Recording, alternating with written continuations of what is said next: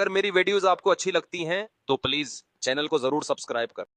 قرآن مجید میں اللہ تعالیٰ کا ارشاد ہے انا انزلناہ فی لیلۃ القدر وما ادراک ما لیلۃ القدر، ہم نے اس قرآن کو لیلۃ القدر میں نازل کیا، تمہیں کیا پتا کہ یہ کون سی رات ہے؟ لیلۃ القدر خیر من الف شہر، یہ رات 1000 مہینوں سے بہتر ہے۔ تنزل الملائکۃ والروح فیہا بإذن ربہم من کل امر، فرشتے اور جبریل اس رات میں رب کے حکم سے نازل ہوتے ہیں، من کل امر، ہر طرح کے احکامات لے کر۔ سلام ہی حتی مطلع الفجر، یہ سلامتی ہے یہ رات یہاں تک کہ فجر طلوع ہو جائے، یعنی سحری کا وقت ختم ہو جائے۔ اس بارے میں ایک چیز تو لوگ بہت زیادہ جو پوچھتے ہیں کہ لیلۃ القدر تو ہر ملک میں الگ الگ ہوتی ہے، آج یہاں 27ویں ہے، سعودیہ میں کیا ہے 28ویں۔ تو اس بارے میں خوب سمجھ لیں کہ جتنی عبادتیں شریعت نے ہمیں دی ہیں اور ان کے وقتوں کے جو فضائل بیان کیے ہیں وہ ہر ملک کے اسی حساب سے ہوں گے۔ اللہ نے حکم دیا اقیم الصلاۃ لدلوک الشمس، سورج کے ڈھلکتے ہوئے نماز پڑھو، سورج طلوع ہونے سے پہلے فجر کی نماز۔ تو آپ جہاں نماز پڑھ رہے ہوگے وہاں کا سورج مراد ہوگا یا جاپان کا؟ بولو نا بھائی کیا ہو گیا؟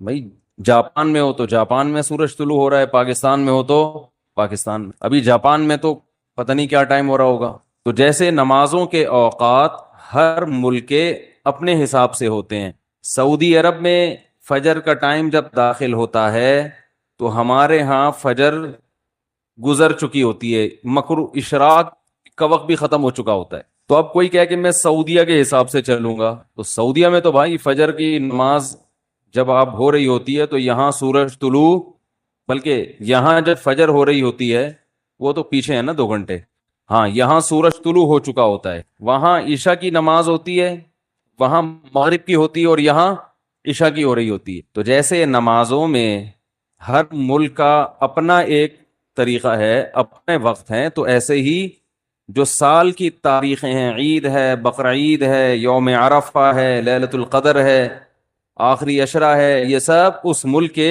حساب سے ہوگا۔ جیسے جیسے جس ملک میں عشاء کا وقت داخل ہوا تو اللہ نے جو خاص پیکج رکھا ہوا ہے اپنے بندوں کے لیے، وہ پیکج اس ملک کے لیے اسٹارٹ ہو گیا، ہر نیکی کا ثواب 1000 گنا بڑھا دیا گیا۔ تو لیلۃ القدر رمضان کے آخری عشرے میں، اور رمضان کے آخری عشرے میں طاق راتوں میں امکان زیادہ، اور 27ویں میں اور بھی زیادہ، سمجھ رہے بات کو؟ اور آج کون سی رات ہے؟ 27ویں رات ہے، تو اس بات کا بہت امکان ہے کہ آج کون سی رات ہو؟ لیلۃ القدر۔ اس رات میں جس ملک میں یہ رات ہوگی وہاں فرشتوں کا نزول ہوگا، اور خاص طور پر جبریل علیہ الصلاۃ والسلام کا نزول۔ جیسے پیغمبروں میں سب سے افضل پیغمبر محمد صلی اللہ علیہ وسلم ہیں، تو فرشتوں میں سب سے افضل فرشتے کون سے ہیں؟ جبریل، جن کو اللہ نے روح الامین قرار دیا، مقدس روح۔ روح کیوں کہا؟ روح اس لیے کہا کہ روح جب ہماری باڈی میں ہوتی ہے تو ہماری باڈی زندہ ہوتی ہے، تو جبریل علیہ الصلاۃ والسلام ہماری روح کے لیے، روح کو طاقت بخشنے کا ذریعہ بنتے ہیں، کیونکہ وہ وحی لے کر آئے، اور وحی سے ہماری روحانی قوت، بولو نا بھائی، بڑھتی ہے۔ روحانی قوت کس سے بڑھتی ہے؟ وحی سے۔ عبادات ہمیں پتہ چلی وحی کے ذریعے، روزے ہمیں پتہ چلے وحی کے ذریعے۔ یہ آسمان سے کون سارے پیغام زمین پر نبی کے پاس لے کر آیا؟ جبریل علیہ السلام۔ جبریل نے نبی کو بتایا کہ شہر رمضان الذی انزل فیہ القرآن، اللہ کا کلام جبریل نے لیا، اور جبریل علیہ السلام نے ہمارے نبی صلی اللہ علیہ وسلم کے دل پہ یہ کلام نازل کیا۔ تو ہمیں جو پتا چلا کہ رمضان میں روزے رکھنے ہیں، یہ ہمیں نبی سے پتا چلا، اور نبی کو کس سے پتا چلا؟ جبریل علیہ السلام سے۔ نماز کا ہمیں پتا چلا نبی سے، اور نبی کو کہاں سے؟ کیا ہو گیا بھائی؟ پرابلم؟ تو نبی کو کہاں سے پتا چلا؟ جبریل علیہ السلام سے۔ تو ہر جتنی بھی وحی آ رہی ہے نا، وہ ساری ڈائریکٹ کہاں سے؟ جبریل کے ذریعے۔ تو ان کے ذریعے ہماری روح کو کیا مل رہی ہے؟ تقویت، طاقت مل رہی ہے روح کو. تو وہ کیونکہ یہ رات روحانی ترقی کا ذریعہ ہے، تو اللہ نے اس رات میں جبریل علیہ السلام کو زمین پہ اتارا تاکہ جس فرشتے کی مناسبت ہے نا اس رات سے، وہ فرشتے اس زمین پر نازل. انسان کو اللہ نے فضیلت دی ہے روحانی زندگی کی وجہ سے. جس کی روح اچھی ہوگی جسم سے نکلنے والے اعمال اچھے ہوں گے، روح گندی ہوگی جسم سے نکلنے والے اعمال گندے ہوں گے. کہتے ہیں نا موسیقی روح کی غذا ہے، گندے لوگوں کی روح کی غذا ہے، اچھے لوگوں کی روح کی غذا قرآن کی تلاوت اور ذکر اللہ ہے. ہمارے حضرت جب ذکر کیا کرتے تھے نا عجیب کیفیت ہو جاتی تھی. ایک شعر پڑا کرتے تھے، دم رکا سمجھو اگر دم بھر بھی یہ ساغر رکا، میرا دور زندگی ہے یہ جو دور جام ہے. کیا زبردست شعر ہے.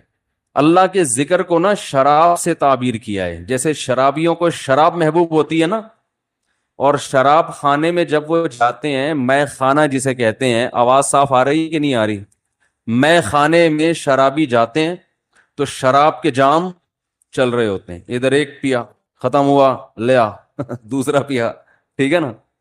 تو جیسے شرابی کو شراب سے عشق ہوتا ہے اور وہ کہتا ہے دم رکا سمجھو، کہہ رہے سمجھو میرا دم رک گیا، دم بھر بھی یہ ساغر رکا، ایک دم کے لیے بھی اگر یہ دور رک گیا تو میرا دم ختم، میں مر جاؤں گا، میں برداشت نہیں کر سکتا. میرا دور زندگی ہے یہ جو دور جام ہے، یہ جو شراب کا دور ہے نا یہی میری زندگی کا بھی دور ہے. میرے بلڈ کی جو سرکولیشن ہے وہ اسی سرکولیشن کی وجہ سے جو شراب کے پیالے جو گھوم رہے ہیں. تو حضرت اللہ کے ذکر کے بارے میں یہ شعر پڑھا کرتے تھے کہ اللہ کے ذکر کی ہمیں ایسی لت پڑ گئی ہے، ایسا چسکا لگ گیا ہے جیسے شرابی کو شراب کا چسکا لگتا ہے.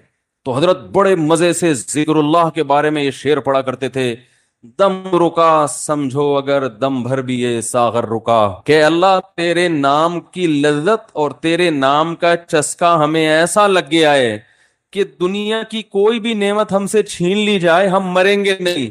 کوئی ہم سے تیرا نام لینا چھڑوا دے، کوئی ہماری زبان پہ تیرا ذکر کرنا ہم سے چھڑوا دے، ہم ایک سیکنڈ کے لیے بھی زندہ نہیں رہ سکتے. یہ کیفیت ہوتی کس کی بھائی؟ اہل اللہ کی، جن کی روح پاکیزہ ہوتی ہے.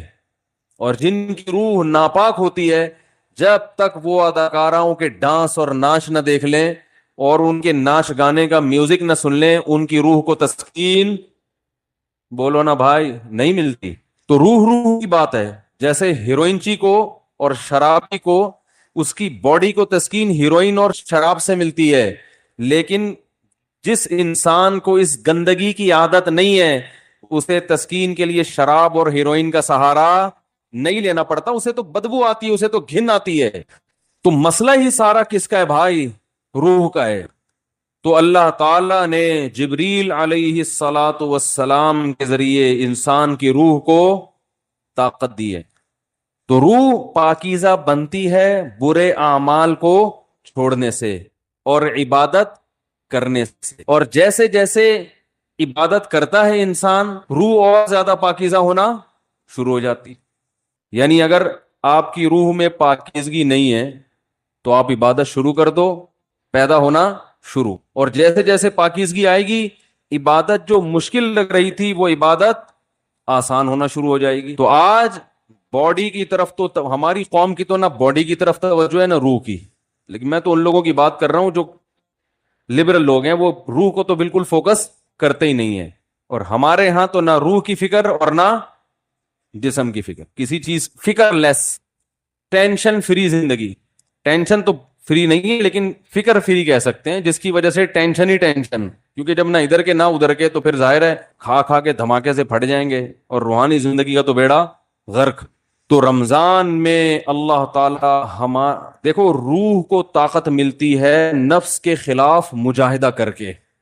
جب آپ دنیا میں دو طاقتیں، دو نظریات چل رہے ہیں. جو مذہب مخالف لوگ ہیں نا وہ کہتے ہیں انسان کی ہر خواہش پوری ہونی چاہیے، ان کی پوری دوڑ دھوپ اور قانون سازی اسی کے لیے. مکان سستا ہو جائے، روٹی سستی ہو جائے، کپڑا سستا ہو جائے، ہر ایک کا علاج فری ہو جائے، یہ ہو جائے وہ ہو جائے، جس کے جو دل میں خواہش آئے وہ خواہش پوری ہو جائے. اسی کو انٹرٹینمنٹ کہتے ہیں، اسی کو عیاشی کہتے ہیں. اسلام نے ہمیں بتایا ہے کہ تم جتنی خواہشات پوری کرو گے، ہر خواہش مزید خواہشات کو پیدا کر کے جائے گی. جیسے کورونا وائرس کے کہتے ہیں نا 1 سے 100 ہو جاتے ہیں. اب جس نے پہلا وائرس پیدا کر دیا یا خود بخود ہو گیا قدرت کی طرف سے، تو بس ایک دفعہ کیا، اب وہ ملٹی پلائی، بولو بھائی، ہوتا چلا جا رہا ہے نا. ایک خربوزے کا بیج ڈال دو، اب مزید بیج پیدا کرنے کی ضرورت نہیں ہے، وہ اسی سے خود بخود پیدا ہوتے چلے جائیں گے. اسی لیے شاعر نے کہا ما قضا احد منها لبانته ولن تها عرب الا الى عربی، کہ اس دنیا میں آج تک کسی نے اپنی خواہشات پوری نہیں کی ہیں. جس نے ایک خواہش پوری کی تو وہ ایک خواہش جب ختم ہوئی تو ہزاروں خواہشات کو پیدا کر کے ختم ہوئی ہے. وہ یہ جو ہمیں نظر آ رہے ہیں نا، بہت سے لوگ لائف کو انجوائے کر رہے ہیں، ان کی ہر خواہش پوری ہو گئی، اب انہیں کچھ بھی نہیں چاہیے. یہ آپ کو لگ رہا ہے کہ کچھ نہیں چاہیے، آپ کبھی ان کے پاس جا کے بیٹھیں گے تو پتا چلے گا کہ جتنا ان کو چاہیے اتنا ہمیں نہیں چاہیے. تو اسلام نے ہمیں کچھ ایسی کام بھی بتائے ہیں جس میں ہمیں اپنے نفس کے اگینسٹ چلنا پڑتا ہے. دل نہیں چاہتا مگر اس کی مخالفت کرنی پڑتی ہے. دل کی خواہشات کو جتنا کچلیں گے روح کو طاقت اتنی زیادہ ملے گی، اور روح کو تسکین ملتی ہے اس سے. تو اسلام نے ہمیں اپنے جسم کی خواہشات کو کچلنے کے لیے روزہ دیا. روزہ رکھو صبح صادق سے لے کے غروب آفتاب. کیسا پھیکا پھیکا ہو جاتا ہے نا انسان روزے میں. مجھے تو آپ ابھی بھی پھیکے پھیکے سے ہی لگ رہے ہیں. عجیب سا نا کسی کام کا دل لگ رہا ہے، بیٹھے ہوئے ہیں، نہ گٹکا کھا سکتے ہیں، نہ پان کھا سکتے ہیں، نہ سگریٹ پی سکتے ہیں، نہ چائے پی سکتے ہیں، نہ کھانا کھا سکتے ہیں. سوکھا سوکھا سا منہ ہوتا ہے سب کا. روزے کی حالت میں دیکھو سب کی حالت کیا ہوتی ہے. کسی کام میں دل نہیں لگ رہا. اللہ نے کہا بس 1 نہیں 2 نہیں 3 نہیں 4 نہیں، کتنے 29 یا 30. آسان کام تھوڑی ہے. پھر ہاتھ باندھ کے اللہ کے سامنے کھڑے ہو جانا، نماز میں باؤنڈ کر لینا اپنے آپ کو. آج دنیا میں دنیا پرستوں کے لیے سب سے قیمتی چیز ٹائم ہے. وہ ٹائم کہتے ہیں کہ اتنی دیر ہم مسجد میں اللہ کے سامنے ہاتھ باندھ کر کھڑے رہیں، اس سے ہمیں ملتا تو کچھ بھی نہیں ہے. تو یہ تو ٹائم ویسٹنگ ہے. تو اللہ نے کہا کہ کرو یہ کام، تمہارا دل نہیں چاہتا مگر تمہیں کرنا پڑے گا. تو جب انسان بار بار بار بار اپنی خواہشات کے اگینسٹ چلتا ہے نا، تو اس کی روح کو طاقت ملنا شروع ہو جاتی. اتنی روحانی قوت اس کے اندر پیدا ہوتی ہے. وہ کچھ کر کے دکھاتا ہے جس کا لوگ تصور نہیں کر سکتے تھے. یہ جو اسلاف کے واقعات ملتے ہیں، عشاء کی نماز میں کھڑے ہوئے اور فجر تک نماز پڑھتے رہے، یہ تو تواتر سے ثابت ہے. بعض لوگ اس کا مذاق اڑاتے ہیں کہ یہ ممکن نہیں ہے، اور بعض کہتے ہیں وہ حدیث میں تو آتا ہے کہ جس نے ایک دن میں 3 دن سے کم میں قرآن ختم کیا اس نے سمجھا ہی نہیں. اس حدیث کا مطلب کیا ہے وہ میں کسی اور موقع پہ بتاؤں گا، ورنہ وہ سارا موضوع چینج ہو جائے گا.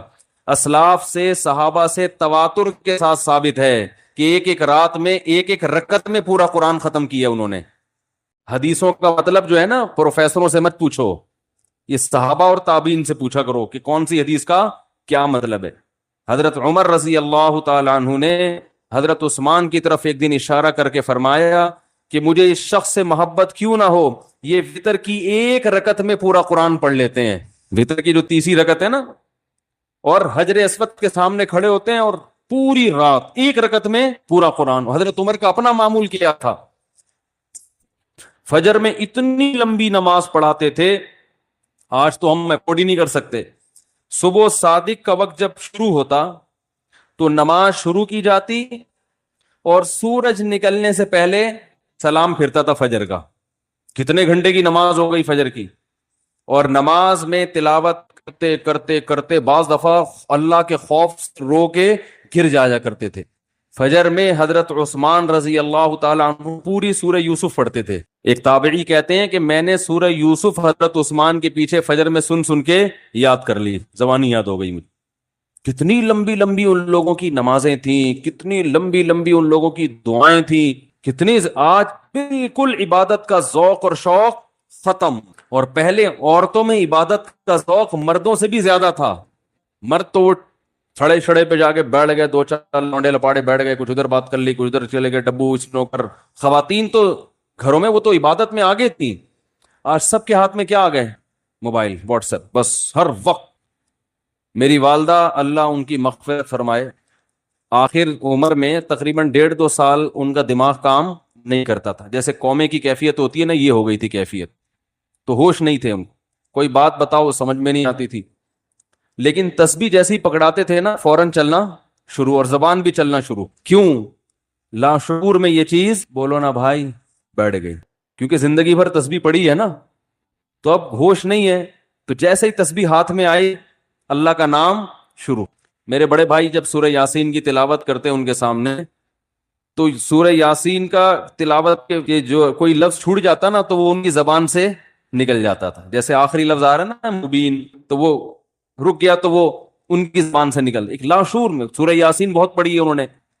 تو میں نئی نسل کو دیکھ کے یہ پیشگوئی کر سکتا ہوں کہ جب ہمارا بڑھاپا ہو, اللہ ہم سب کو بچائے, تو پتہ نہیں ہمارا حال کیا ہوگا. ہوش میں نہیں ہوں گے. کوئی تسبیح لا کے پکڑائے گا تو ایسے لگے گا جیسے یہ پتھر ہے. جیسے ہی موبائل لا کے پکڑائیں گے نا, ٹھک ٹھک چلنا, فوراً سب سے پہلے لاک کھلے گا اس کا. حقیقت بتا رہا ہوں میں, کیونکہ لاشعور میں یہ چیز بیٹھ گئی ہے. موبائل ہے, فیس بک, واٹس ایپ, یوٹیوب, ایک دم چلنا شروع, ٹھک ٹھک ٹھک, میسج بازیاں. اور بھائی کیا کر رہی ہو, دوپٹہ کہاں سے خریدا, خواتین کی نا. چاہے قومے میں ہو یا کچھ بھی ہو, اللہ بچائے سب کو قومے میں جانے سے. جو کام زندگی بھر کیا ہوتا ہے, جب انسان ہوش میں نہیں ہوتا تو وہی کام اس کے سامنے آنا شروع ہو جاتا ہے. علماء نے بیان کیا ہے کہ کئی دنیا میں حافظ ایسے ہیں کہ مرتے ہوئے ان سے کہا جا رہا تھا کہ کلمہ پڑھو, تو گانا گانا شروع کر دیا انہوں نے. حافظ قرآن تھے مگر قرآن کی تلاوت نہیں کرتے, گانوں اور فلموں کو فوکس کیا ہوا تھا. موت کے وقت کلمہ نہیں نکل رہا زبان سے, گا رہے ہیں, انہیں بتایا جا رہا ہے پڑھو کلمہ, نہیں, گانا گا رہے ہیں. تو اللہ کے عذاب سے بچنا چاہیے بھائی. کچھ عادی بنائیں. ہم یہ نہیں کہہ رہے کہ ہمارے اسلاف جیسے پوری رات عبادتیں کیا کرتے تھے ایسے ہی کریں. کچھ تو عادی بنائیں اپنے آپ کو اللہ کے سامنے رونے ہونے کا, کچھ تو اللہ کا نام لینے کا اپنے زبان کو عادی بنائیں. جو تبلیغ والے تسبیحات بیان کرتے ہیں, جو صحیح احادیث سے ثابت ہے کہ 100 مرتبہ صبح لا الہ الا اللہ وحدہ لا شریک لہ لہ الملک ولہ الحمد وہو علی کل شیء قدیر, اور بعض روایت میں یحیی و یمیت وہو حی لا یموت. یہ حدیث میں تبلیغ والے تو تیسرا کلمہ بتاتے ہیں, یہ کلمات حدیث میں آتے ہیں. آپ صلی اللہ علیہ وسلم نے ارشاد فرمایا, جس نے 100 دفعہ یہ کلمہ پڑھا, اس سے زیادہ نیکیاں پورے دن میں کوئی شخص نہیں کما سکتا, سوائے اس کے جو اس سے بھی زیادہ مرتبہ پڑھے.